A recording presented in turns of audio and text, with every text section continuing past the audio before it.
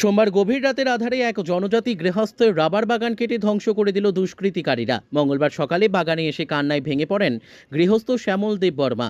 দীর্ঘ বছর যাবৎ পরিশ্রম করে গুলি রায়বাড়ি এলাকার শ্যামল দেব বর্মা রাবার বাগান করেছেন। রাবার বাগানের ওপর ওনার জীবন জীবিকা নির্ভর করে। রাবার বাগান ছাড়া শ্যামল দেব বর্মা বেঁচে থাকার অন্য কোনো উপায় নেই। অন্যান্য দিনের মতো মঙ্গলবার সকালবেলায় বাগানে এসে দেখতে পাই একদল দুষ্কৃতিকারী ওনার রাবার বাগানের ৩৮০টি গাছের মধ্যে ২৮০টি রাবার গাছ রাবারের কস দেওয়ার পূর্বেই গাছগুলি কেটে তছনছ করে দেয়। রাবার বাগানে এসে বাগান ধ্বংসের অবস্থা দেখতে পেয়ে হাউমাউ করে চিৎকার শুরু করে শ্যামল দেব বর্মা। বাগান মালিকের চিৎকার শুনে এলাকাবাসী ঘটনাস্থলে ছুটে আসেন। শ্যামল দেব বর্মা জানিয়েছেন ওনার কোনো শত্রু নেই।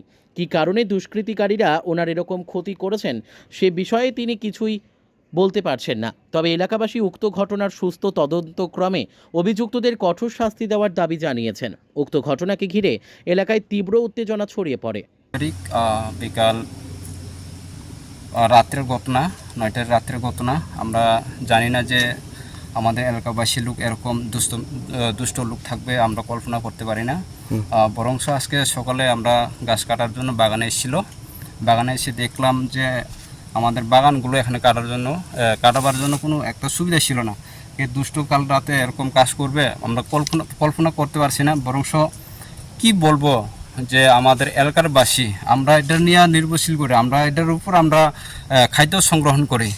আমাদের ট্রাভেল এলাকায় আমাদের যে এদেশি এলাকাতে আমরা বাগান ছাড়া আমরা কিছু কাজ করতে পারি না। এটাই আমাদের ভরসা, এটা দিয়ে আমরা ফ্যামিলি চলে। যা ফ্যামিলি হইতে বাচ্চার পড়াশোনা হইতে আমরা এটা নিয়ে আমাদের খাদ্য সংগ্রহণ হইতে ইনকাম হইতে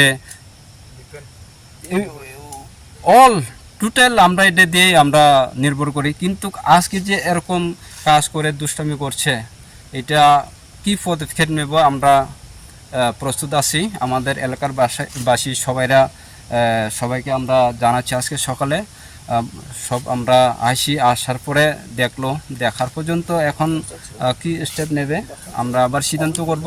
অনুমানিক কত গাছ হয়তো নষ্ট করছে? ধন্যবাদ এ কথাটা জিজ্ঞাসা করার জন্য।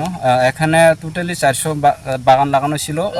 ঝড় বৃষ্টিতে হয়তো 20-25টা এরকম ভেঙে গেছে। ভেঙে যাওয়ার পরে এখানে টোটাল আছে 380 এরকম গাছ আসে। 380টার মধ্যে বেশিরভাগ ক্ষতি হয়েছে, 280 মতো ক্ষতিগ্রস্ত হয়েছে। আরও 80 হইতে 100 এরকম অনুমানিক আসে। আমাদের কোনো সূত্রতা বলে আমরা 80 বলতে পারি না, কারণ আমরা সবার সাথে থাকি, সবার সাথে মিলেমিশে থাকি। কালকে হঠাৎ করে যে এমন কাজ করছে আমাদের কোনো সূত্রতা নেই। আচ্ছা, মালিকের নাম কি ছিল? মালিকের নাম হচ্ছে আমার কাকাতো ভাই শ্যামল দেব বর্মা ওনার নাম। কোন জায়গায় এটা থানা বিশ্রামগঞ্জ, ভিলেজ গুলরাইবাড়ি।